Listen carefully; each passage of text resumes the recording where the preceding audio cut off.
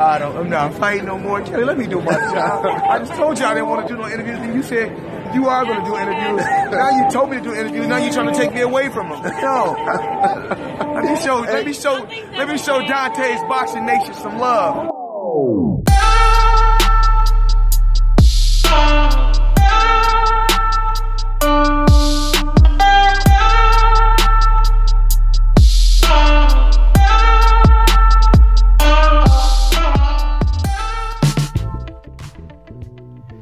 Dante's Boxing Nation, what's going on, guys? So Gennady Golovkin has many options now of great opponents to take on.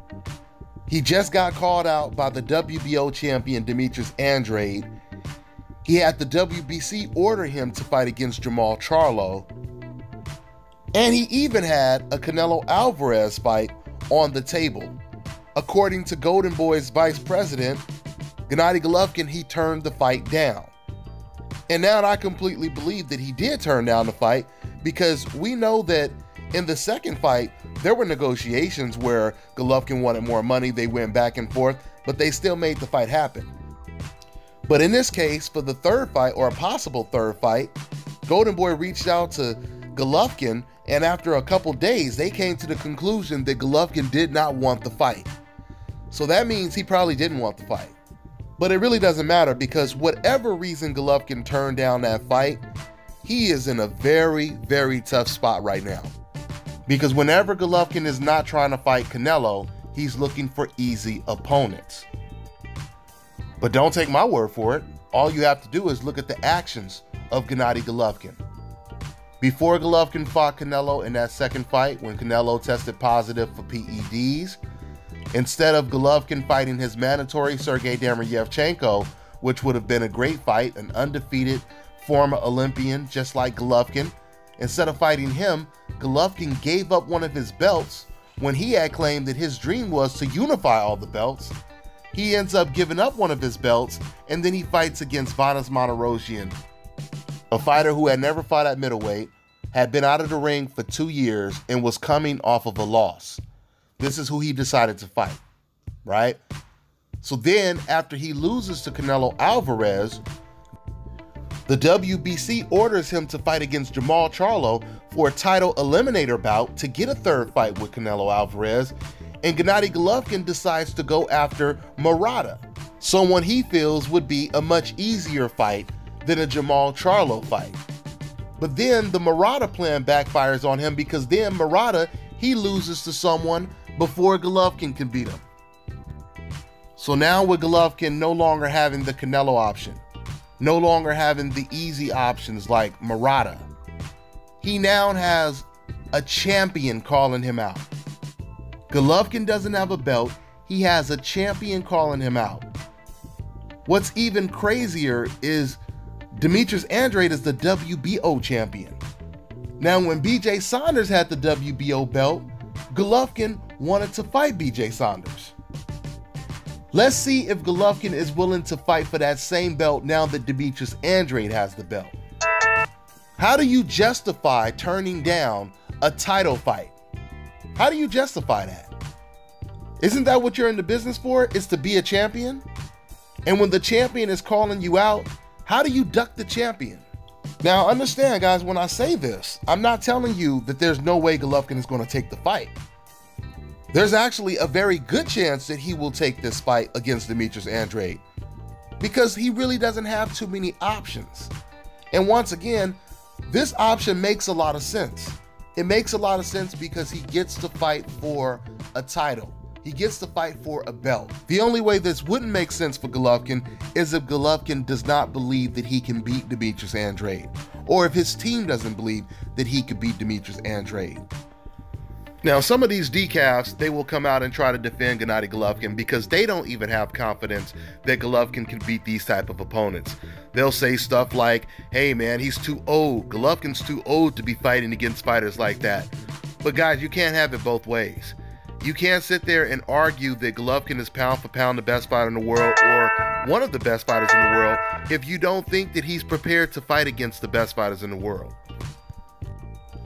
Because if Gennady Golovkin is too old, then he is irrelevant now. and he should not be mentioned once again among the best fighters in the world. Something else you guys don't realize you're saying when you say that Golovkin is old. When you don't have a problem with Golovkin fighting against the Marathas or Canelo Alvarez, but then you say he's too old to be fighting against the Charlos, the Demetrius Andrades, what you guys are insinuating is Charlo and Demetrius Andrade, those fighters are better than Canelo Alvarez. Because why would you say that an old man, he can fight Canelo, but this old man, he cannot hang with fighters like Charlo and Demetrius Andrade? See, a lot of these decaps, they don't think about what they say before they say it. And another thing, for you fans that say that Golovkin was robbed against Canelo and he won the fight, how can he beat Canelo, in your opinion, but be too old to fight against Charlo or Demetrius Andrade? It doesn't add up and it doesn't make any sense. If it were up to these fans right now, I'm talking about the decaps, by the way, and for my new subscribers that asked the question, decaf stands for dumb, casual ass fans. That means fans that usually base things more on emotion, pride, on race, etc., and they don't base things on logic. They think with their heart and not with their brain. They don't care what's the truth or what makes sense. They only care about what therapeutically makes them feel better about the situation. They only care about what fits their agenda. With that all being explained, going back to the age excuse. We all know that the Golovkin that knocked out Vanes Martirosyan is the exact same Golovkin that knocked out Marco Antonio Rubio, Willie Monroe, etc. So we know that Gennady Golovkin has not aged in the ring. You guys have to understand, when a fighter ages in the ring, they usually look bad against fighters that they would have dominated back in the day when they were younger. For example, you could take Julio Cesar Chavez. When Julio Cesar Chavez, when he started to fade, he started to struggle against opponents that we knew he would have obliterated in his heyday. I remember when he fought against a tomato can by the name of Willie Wise. He fought against this guy named Willie Wise, and the guy ended up pulling off an upset and beating Chavez.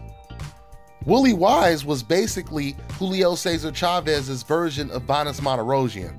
The only difference is Vanes Martirosyan was much better than Willie Wise. So once again, if Golovkin was fading and he was starting to get old and he was slipping, he would have struggled against Vanes Martirosyan, or he would have looked terrible against him. The funny thing is, right after Golovkin knocked out Vanes Martirosyan, writers start writing articles saying that this is vintage Golovkin. Golovkin, this is why Golovkin, this proves Golovkin is pound for pound the best fighter in the world. They were praising Golovkin for his performance. And then soon as we bring up, once again, Jermall Charlo, Demetrius Andrade, these same reporters and decafs, they go right back to saying, oh, he's too old to fight against these dangerous type of fighters. Something else you guys need to realize when you use that excuse. If Gennady Golovkin was in his prime when he was knocking out weaker opposition, and coincidentally, soon as he has the opportunity to fight against the best fighters in the world, the most dangerous fighters, now he can't fight them because he's quote unquote too old, then that means Gennady Golovkin is a coulda, woulda, shoulda fighter, right? I mean, just think about it, because what you guys are saying in essence, that's like Sugar Ray Leonard. Imagine if Sugar Ray Leonard never fought Tommy Hearns, Marvin Hagler, Roberto Duran. Imagine if he only fought the Vanes Martirosyans, the Willie Monroes. But soon as Tommy Hearns, Roberto Duran, Marvin Hagler wanted to fight Sugar Ray Leonard, he turned down the fights to fight easier opponents, and then fans started to say, oh, well, Sugar Ray Leonard, he was too old to fight those lions and sharks.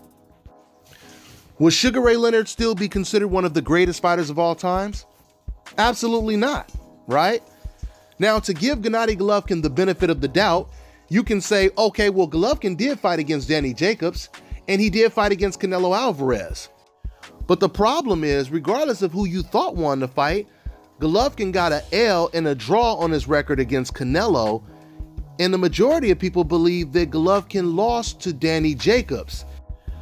And since so many fans like to compare Canelo or Gennady Golovkin to Floyd Mayweather when they're trying to defend Canelo and Golovkin, unlike Floyd Mayweather had a close fight against Castillo, and he came right back and gave him a rematch and beat Castillo decisively.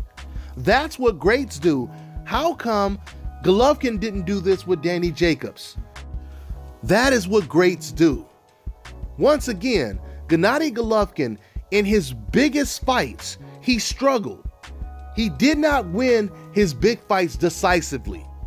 He was supposed to go in there and beat these guys decisively with no controversy. When Muhammad Ali beat Joe Frazier, when he beat George Foreman, he didn't beat them with controversy. There was no one saying that George Foreman really won the fight. When Sugar Ray Leonard, when he beat Roberto Duran, when he beat Tommy Hearns, there was no one saying that Roberto Duran, Tommy Hearns really won the fight.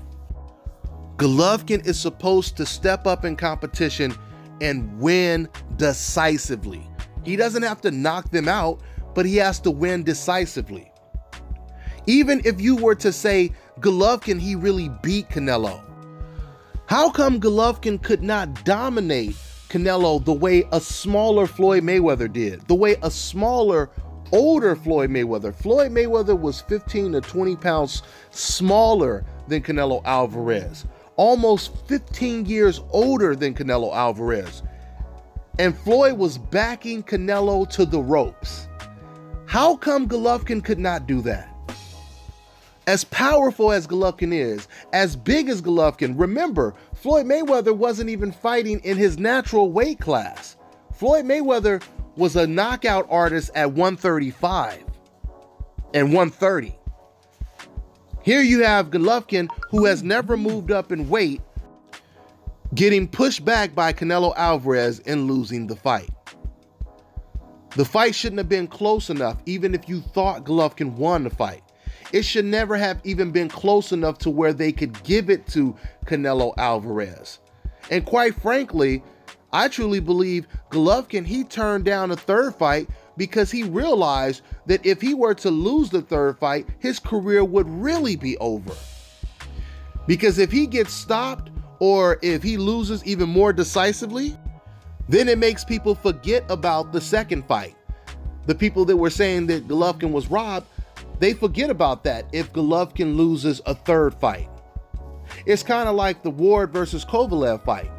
Once Ward came back in the rematch and he knocked out Kovalev, no one really talks that much about the first fight anymore, because now we know who is the better of the two. Same thing could be said about the Castillo fight, the Mayweather versus Castillo fight. This is the reason why no fan has ever asked for a third Castillo fight against Mayweather. This is the reason why Castillo never asked for a third fight.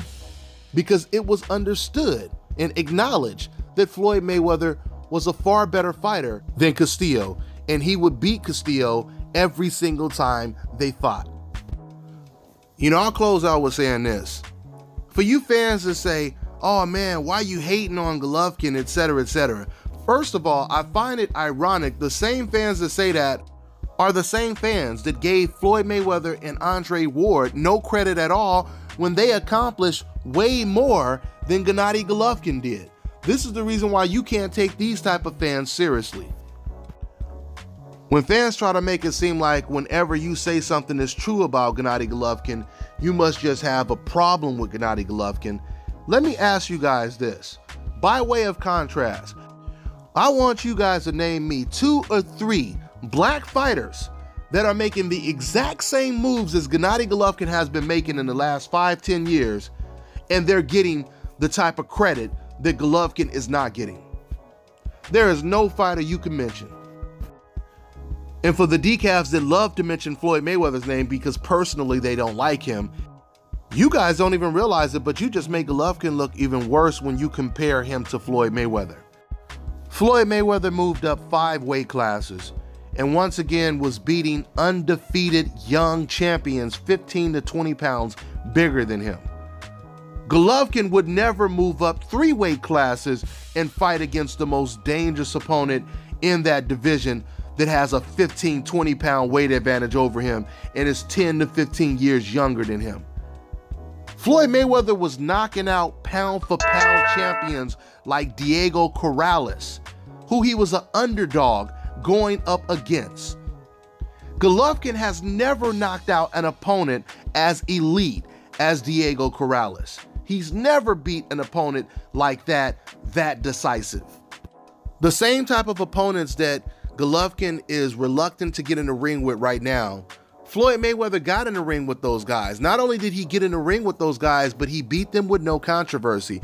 People forget that when Floyd Mayweather was a lightweight, Floyd Mayweather was one of the most avoided fighters in the sport of boxing. Floyd Mayweather was the boogeyman.